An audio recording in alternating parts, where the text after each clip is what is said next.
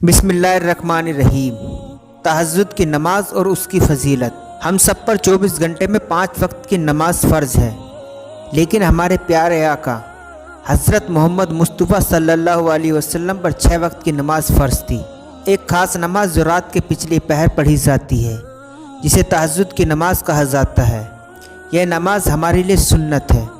खुशनसीब है वह लोग जो इस नमाज के पाबंद हैं। इसके बारे में अल्लाह तबारक व तआला ने फरमाया, बेशक रात में उठना, तहज्जुद की नमाज पढ़ना नफ्स को कुचलने के लिए बहुत सख्त है। इसकी बदौलत हर काम दुरुस्त होते हैं। अल्लाह के रसूल फरमाते हैं, आदमी जब सो जाता है तो शैतान उसकी गुद्दी सर का पिछले हिस्से में 3 गांठें लगा देता है और हर गांठ पर कहता है, अभी बहुत रात बाकी है, कुछ देर और सो जा।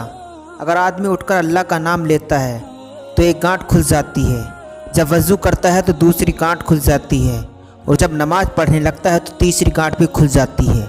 ऐसा आदमी सुबह उठने पर खुशी महसूस करता है और उसका बदन हल्का और तरोताज़ा हो जाता है। अगर वह ऐसा नहीं करता है तो उसका बदन सुस्त और बदमिजाज रहता है। शैतान के पास नाक की दवा, चाटने और छिड़कने की चीज़ें रहती है। जब वह किसी इंसान के नाक में दवा डालता है तो वह बदमिजाज व बदअखलाक हो जाता है।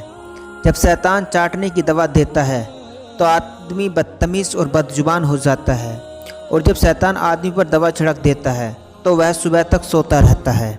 हदीस शरीफ में है, प्यारे रसूल हज़रत मोहम्मद मुस्तफ़ा सल्लल्लाहु ताला अलैहि वसल्लम फरमाते हैं, आधी रात को उठकर 2 रकात नमाज पढ़ना दुनिया और उसकी सारी चीज़ों से बेहतर है।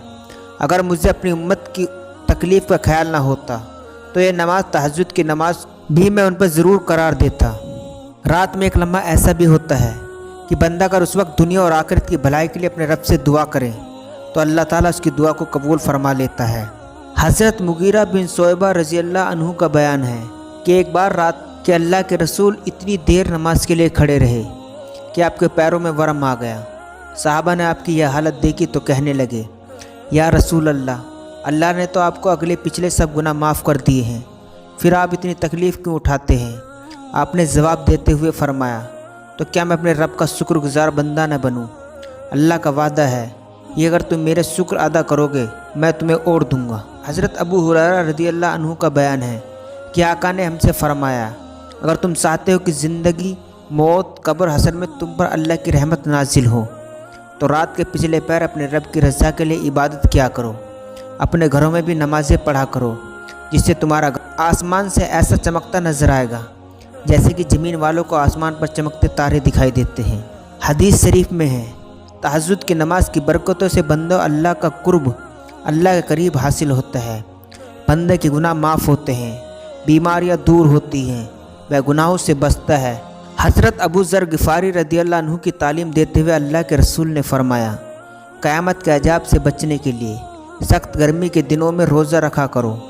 कब्र की वहशत दूर करने के लिए अंधेरी रात में 2 रकात नमाज नफल पढ़ा करो। हज करो, गरीबों को खैरात दो, हक बात बोलो और बुरी बात से ज़बान को रोको।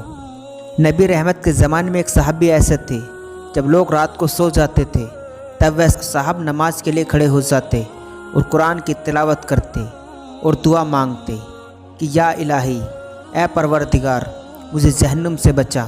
लोगों ने उनके बारे में जब रसूल अकरम को खबर दी तो आपने एक रात और ख़ुद उनकी कैफियत देखी और दुआ सुनी तो सुबह को फरमाया, तुमने अल्लाह से जन्नत के लिए दुआ क्यों नहीं मांगी? वह बोले, या रसूलल्लाह, मैं जन्नत का सवाल कैसे करता? अभी तो मैं जन्नत का सवाल करने के काबिल ही नहीं हुआ हूँ। इतने में हज़रत जिब्राइल अलैहिस्सलाम ने आकर खबर दी, या रसूलल्लाह, आप उन्हें बसारत सुना दें कि अल्लाह ने उन्हें जहन्नुम से बचाकर जन्नत दाखिल फरमा दिया है।